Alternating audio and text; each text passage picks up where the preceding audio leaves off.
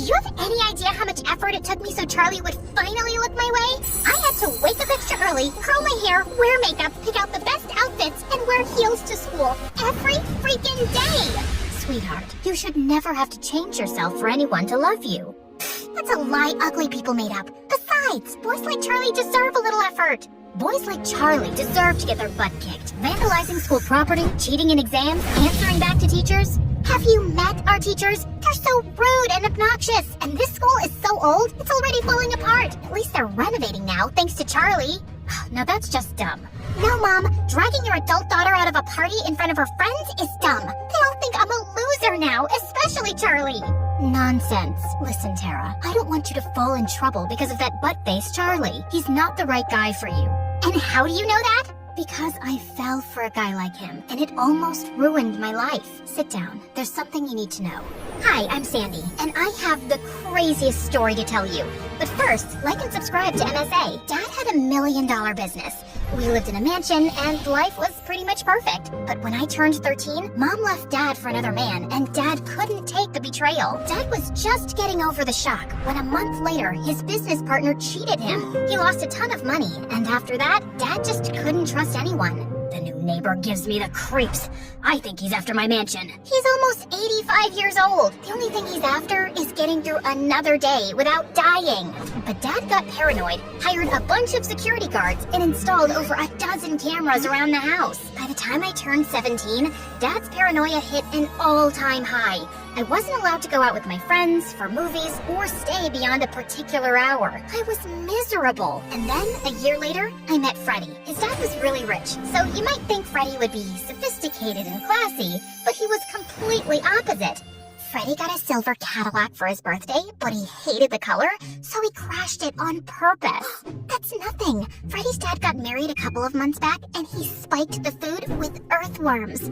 Let's just say that his dad would not be throwing a party anytime soon. He was your typical rich bad boy, and for some reason, I had the biggest crush on him. The next day in class, he was assigned my lab partner, and it was the most distracted I'd ever been. I kept knocking tumblers together, dropping chemicals everywhere. At one point, I was reaching for my books, and our hands brushed against each other, and I felt my cheeks on fire. After the class was over, I tried running from the room as fast as I could, but I tripped over something invisible and would have fallen on my face if Freddie didn't catch me. Are you always this clumsy, or do I have a special effect on you? Kind of both, actually.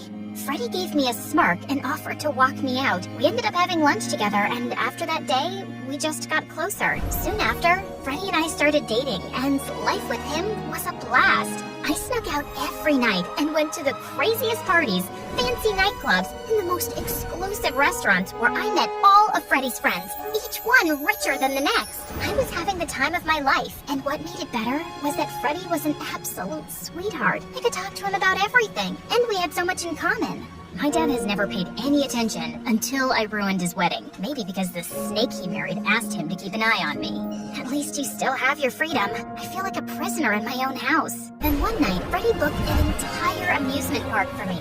We were stuffing our faces with hot dogs, laughing and chatting, until my dad's guards tackled Freddie to the ground, with Dad right next to them. What are you doing here? And how did you find me? The guard saw you sneaking out and followed you. What were you thinking, Sandy? Sneaking out with some guy like that? Excuse me, sir, but I'm not just some guy. My name is Freddie, and I come from a very respectable family. You could be the king of Egypt for all I care, but for me, you're the lowlife who sneaked out my daughter. What were your intentions with her? Kidnapping? Stop it, Dad! You're embarrassing me! Don't tell me what to do and march your butt before I send this Romeo to jail. I had no intention of doing what Dad said, but I did it anyway to avoid more chaos. And after that day, Dad and I hardly spoke to each other. Like father, like daughter. You don't know what your pops was like, okay? He was crazy. I'm nothing like him. So you think, Mom? Are you done being sarcastic? Not even close. Anyway, Dad grounded me and took away my phone privileges. I wasn't allowed to go to school without a bodyguard following me around, and it was getting annoying by the minute. Freddie and I couldn't hang out anymore, so we started sneaking around in school. Actually, I was surprised he was still interested in me after the way my dad treated him. You understand me better than anyone else. I can't let you go because your dad's a psycho. I swear, if I wasn't trying so hard to get into my dad's good books for that private jet I want, I would have kidnapped your dad and shipped him off to Hawaii. Oh my god. Okay, I won't ship him to Hawaii. Please don't cry. That's not why I'm crying, dummy. I just realized I'm in love with you. I love you too. Freddie pulled me closer, but before he could kiss me, the janitor burst open the door and started screaming. Before Freddie and I could even react, he rushed to the principal's office and told Miss Everclear that Freddie and I were making out in the closet. The principal was furious and called her parents. Freddie's folks didn't show up, but my dad did, and I was shaking in my boots. My butt was about to get grounded for life. Freddie is known for his antics, but Sandy, you're a good student. Your teacher tells me you've been skipping a lot of classes lately, and now this? But we were just talking. In the janitor's closet? Please don't question my intelligence, Sandy. I'm afraid we'll have to suspend you both for a week. Sir, if you will be kind enough. But Dad was only half listening. His eyes were glued to Miss Everclear. I'd never seen him this dumbfounded. Miss Everclear handed him my suspension letter, and I was fully prepared for Dad to give me an earful. But he simply turned around and left with a stupid smile on his face. I followed Dad outside, but just then Freddie pulled me to the side. Did you see that? Totally. Miss Everclear is freakishly obsessed with cats. She has some 10,000 pictures of them. I'm talking about your dad. He has a crush on Miss Everclear. Ew, no. I think he was just stressed at work.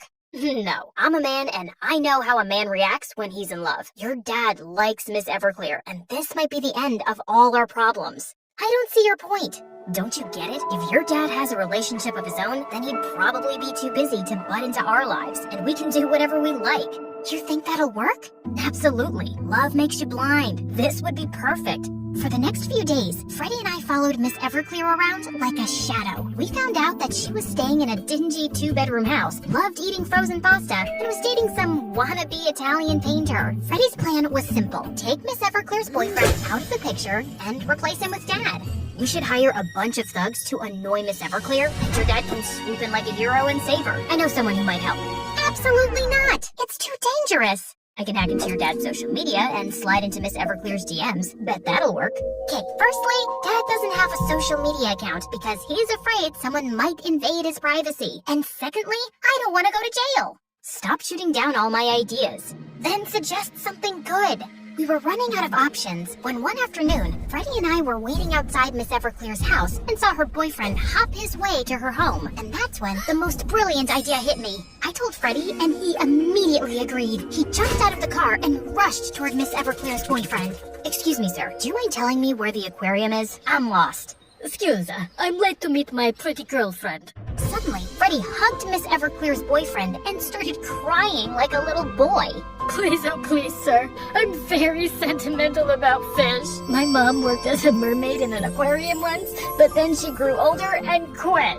I wanted to become just like her, but you know our society frowns upon boys who become mermaids. You see where I'm going with this? Not really. Just take me to the aquarium, please. I don't want to miss the mermaid show. Bene, come with me. The aquarium was close, so Freddie and Miss Everclear's boyfriend decided to walk down. Freddie distracted Miss Everclear's boyfriend with his sob story about a mermaid mom, while I tiptoed behind him and smeared my lipstick all over his t-shirt. Sorry, they were out of tissues. Thank you. Bye.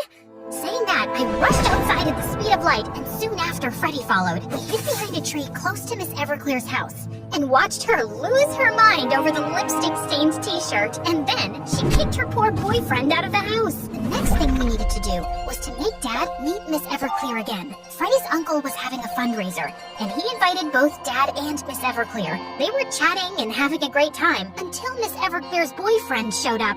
I didn't cheat on you. It was just some stupid girl who messed up my shirt. Believe me, my pretty, pretty baby. Get off me, you liar. I hate you. I hate your accent. Hate that stupid thing you call art. Leave and never come back. Or I'll ask my new boyfriend to kick your butt. I'm your boyfriend? Of course, sweetie. Now let's have some fruit punch. Miss Everclear's boyfriend wept like a little boy, but she ignored him and left. Soon after, Dad and Miss Everclear started dating officially, and as expected, Dad was totally out of my hair. Freddie and I were going out again for parties, movies, and date nights, and life was perfect. Except Miss Everclear's boyfriend was as obsessed as ever and kept showing up at our house asking for forgiveness. When I told this to Freddie, he looked concerned. We need to do something about this guy before he ruins everything. What if he convinces Miss Everclear to patch things up with him? He's already suffering, Freddy. What more can we do? Leave that to me. Freddy made a phone call, and a few minutes later, he came back with Miss Everclear's boyfriend's address. We drove to his place and parked the car across the street. Freddy and I tiptoed our way to the back of the mansion, and Freddy picked up a rock. I don't like this. It's illegal. No, Sandy. What's happening to us is illegal. We are young. We should be able to live our life the way we want to. Now, I'm going in and seeing if there's anything we can use against this guy so he never bothers us again. Are you with me? It's a stupid idea. You always say that. Freddy was about to throw the rock at the window when I asked him to wait, pulled out a bobby pin, and opened the back door. What? I was bored at home, and the internet is a huge place. Come on, now. We went inside the house and started searching for clues. There was nothing out of the ordinary. Disappointed, Freddy and I decided to leave when suddenly we heard a car pull up in the driveway. We darted across the living room, panicked, and accidentally tipped over a candle. The curtain would have caught fire, but Freddy was quick to put it out. We jumped through one of the windows without anyone noticing and were standing across the street when suddenly we heard a sound and the house blew up in flames. The fire brigade was there in minutes and Miss Everclear's boyfriend was safe, but the house was toast. Freddy drove us off before someone noticed us. Oh my god, what have I done? Don't panic. Everything's under control. Under control? We literally burned someone's house down. We've got to come clean, Freddy. Are you barking mad? You want us to go to jail? I've been trying so hard to stay clean, and I am not letting one mistake ruin it all. It's not a mistake, it's a crime! Think about this, Sandy. If your dad finds out that we were behind the fire, he'll also know that we were the ones who set him up with Miss Everclear, and he will probably ground you for life. And my dad would ship me off to a boarding school, and he'll never buy me that private jet. This has to be our secret. I thought about it, and maybe Freddy was right. If I told Dad that I broke into someone's house and burned it down, he would lock me up and never let me go. I had no choice but to keep my mouth zipped. So, you're a thief, a liar, a manipulator. Anything else I forgot to add to the list? Yes, your mother. So you better not get carried away. So, breaking and entering a house to collect evidence so you can hook your dad up with your teacher is not getting carried away? Whatever. Anyway, for the next few days, Freddy and I lay low. The news about a house burning down in flames was all over the television, and they were still looking for culprits. Thankfully, all the CCTV footage was burnt in the accident too, so there was no proof against me and Freddy, but I just couldn't shake off the guilt. To top it off, Miss Everclear got a restraining order against her ex-boyfriend, moved in with Dad, and became a total pain in my butt. She went on shopping sprees, got a makeover, quit her job, and laid on the couch all day passing orders. Sandy, darling, be a doll and get me a sandwich. And this time, I need pickles with cheese and cucumbers. Actually, could you add some wafers in there too? I like when it's crunchy. And no spice, it gives me diarrhea. Oh, and I don't feel so good today. Do you mind massaging my feet for a while too? You can ask one of the servants to do it for you, Miss Everclear. Yes, but you make the best sandwiches, and your hands are so much softer. Ugh, so annoying. I wanted to talk to Dad about this, but he was happy after so long, and I didn't want to take that away from him. So I turned to Freddy for help. Just stay with her till the end of the school year. Once we're in college, we'll move in together and everything will be A-okay. How? All my life I have lived under my father's thumb, Freddy, and now this stupid secret is consuming me. I have to talk to my dad before I lose my mind. You can't do that. I won't let you. I don't need your permission. Fine, go. Ruin everything. You know what, Sandy? This is your problem. You're just too weak-hearted. That's why it was so easy for your dad to control you. Look at me. I took a stand and fought back, and now I'm getting my private jet. Too bad you think I'm not good enough for you. Go find someone who is and leave me alone. Before Freddy said anything else, I just turned around and left. I had decided to tell Dad the truth about how we broke up Miss Everclear and her boyfriend and the whole thing about the fire. But when I reached home, I was shocked to see a bunch of police cars in the driveway. I rushed inside and saw Dad talking to some officers. Dad, I was about to tell you. You knew? Was I the only one who was blind? That woman fooled me and I couldn't even do anything. How could I be so stupid? Wait, what? Dad told me that the reason why we had police come over to our place was because Miss Everclear was actually a con woman who'd been on the run for years, and now they'd arrested her. This morning, I went to my study and caught her stealing money from my drawers. I went through the footage on my hidden camera and saw that she'd been stealing from me for a while. So I alerted the police, and they told me they'd been looking for her. Do you know her name is not even Everclear? It's Gina Sour Cream or something. I can't believe this. I think I'm just doomed when it comes to love. Or maybe I'm just stupid. Dad broke down down in tears, and I felt a sharp pain in my chest. I sat him down and told him everything, and he looked at me blankly. I'm sorry, Dad. I thought if you had someone in your life, you'll be less lonely, and I will finally have my freedom. I was selfish and mean, and I don't deserve your love.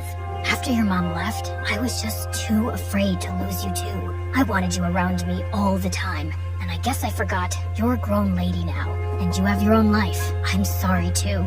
Dad, can we leave this city? I think we've both had too many heartbreaks to survive here now. I agree. Dad and I hugged and made up. Freddie tried calling me a million times, but I just ignored him. Instead, I dropped him a text that I was leaving and then switched off my phone. Dad and I booked a late-night flight to our hometown in Texas, and we were on our way to the airport when a sports car pulled up and blocked our way. I got out and saw Freddie in the driver's seat. What do you think you're doing? I did it. I told the police that I was the one behind the fire in that house. What? Wait, they told me that the real cause of the fire was a short circuit from an open wire, so they asked me to pay a fine for trespassing and let me go. It wasn't our fault, Sandy. And your dad? What did he say? He took away my private jet, but that's okay. I'll survive without that. But I can't survive without you. Please don't go. I love you. Freddie, I love you too, but right now, I need to figure out my life, and for that, I need time, away from everything. My dad needs me now. I can't abandon him, not after all this was partially my fault. Will you ever come back? I don't know. Then I'll wait for you, even if it's forever. I went with Dad to Texas, and I decided I wanted to be a writer. How could you leave Freddie like that? He loved you so much. I know, but I had to move on. That's life. You're heartless, Mom. Nope, I'm smart. If I wouldn't have left Freddie, he wouldn't have realized his mistakes, and I would have never married him. Wait, what? Freddie is Dad? His name is James. So I changed a few names. Big deal, but I hope you get the point of the story. I do, and I promise you that one day Charlie will learn his lesson too. Until then, let me make my own stories, Mom. So this was a waste? Not entirely. I know my mom a lot better now.